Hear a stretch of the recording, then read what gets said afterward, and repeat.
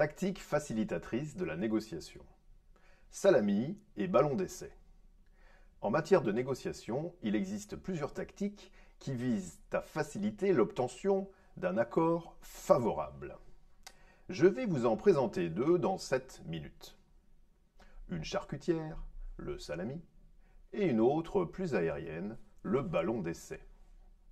Commençons par la tactique du salami. Une tranche à la fois et hop, tout le saucisson! Dans les années 1940, les communistes hongrois ont inventé une méthode redoutable pour prendre le pouvoir sans faire trop de bruit. Ils ont éliminé leurs opposants politiques. Tranche par tranche. Pas de grands coups d'État spectaculaires, non.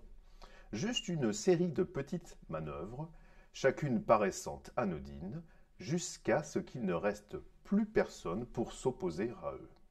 Et voilà, le salami entier était à eux. En négociation, c'est pareil. On vous demande une petite concession ici, une autre là, rien de bien méchant, jusqu'à ce que vous réalisiez que vous avez tout cédé. C'est subtil, malin et souvent très efficace. Les négociateurs qui emploient intelligemment cette tactique commencent généralement par les points les plus consensuels pour s'acheminer progressivement vers les points les plus épineux. Alors, face à un négociateur salami, comment éviter de finir en sandwich? Utilisez la négociation globale. Posez toutes les demandes sur la table dès le départ. Pas de surprise, pas de tranche cachée. Par exemple, si vous vendez une voiture, refusez de négocier d'abord le prix, puis les pneus, puis la garantie. Dites, on discute de tout maintenant. Une autre technique couramment utilisée en négociation est le ballon d'essai. Imaginez une négociation sociale tendue. Le patronat lance une idée.